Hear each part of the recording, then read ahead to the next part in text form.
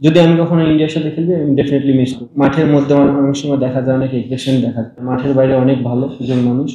Shocking news না, তাদের এই রাইট আছে যে তারা কোন সময় ডিসিশন নিতে পারবে যে কোন সময়টা তারা ক্রিকেট খেলবে, কোন সময়টা খেলবে না, এবং সে এনাফ ম্যাচিউর।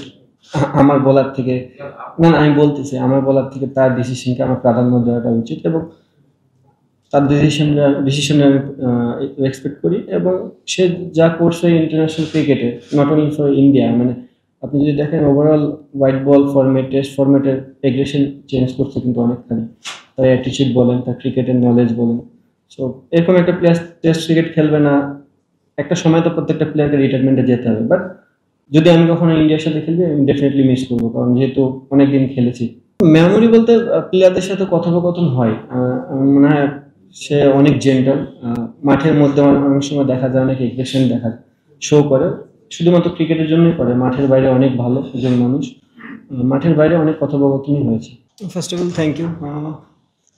ডিফেন্স আমি যদি বলি তাহলে আমার যে প্ল্যানিংগুলো ছিল হয়তো বা তাৎক্ষণিক সেই সিরিজের জন্য ছিল, বাট যেহেতু এখন লং টাইমের একটা সুযোগ এসেছে, তো প্রত্যেকটা ক্ষেত্রে আমার ফিউচার ওরিয়েন্টেড থাকবো। সো আমি জানি যে আমার এত দূর পর্যন্ত একটা টার্গেট আছে। সো অবভিয়াসলি সিরিজ তো থাকবেই, সাথে মাথায় ওইটাও থাকবে যে আমি সামনের দিকে আর কি করতে পারি।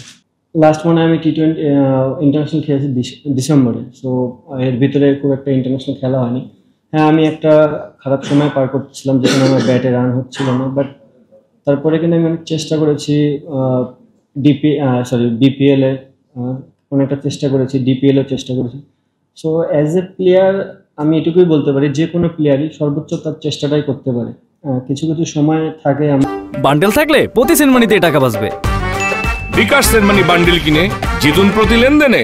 যে আপনি অনেক চেষ্টা করেও হয়তো বা সাকসেস রেজাল্ট পান না, বাট অপোজিট সাইড দেখতে গেলে কিন্তু এমন হয় যে ক্রিকেটার একটা সিরিজ দুটো সিরিজ খারাপ খেলে দেন আবার কাম ব্যাক করে। তো আমি ওই চেষ্টাটাই করব, আমি যেন আমি আবার আমার যে খেলার যে ধরন বা প্যাটার্ন, আমি যে ধরনের প্লেয়ার, সেটা যেন বাংলাদেশকে দিতে পারি।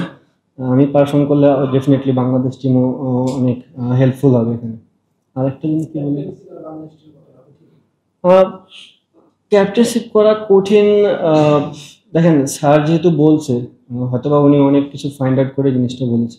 আমি অত লং টাইম কখনো করিনি, সো পার্টিকুলার সিরিজে আমি করেছি, আমার জন্য খুব একটা বদার ফিল হয়নি। এখন যে পার্টিকুলারলি লং টাইম ধরে করছে হয়তো বা তার জন্য এই জিনিসটা হতেও পারে। অ্যাট দ্য সেম টাইম দুইটা জিনিসই হয়, আপনি যখন ক্যাপ্টেন হবেন আপনার মাথায় অনেক দায়িত্ব থাকবে, রেসপন্সিবিলিটিও থাকবে।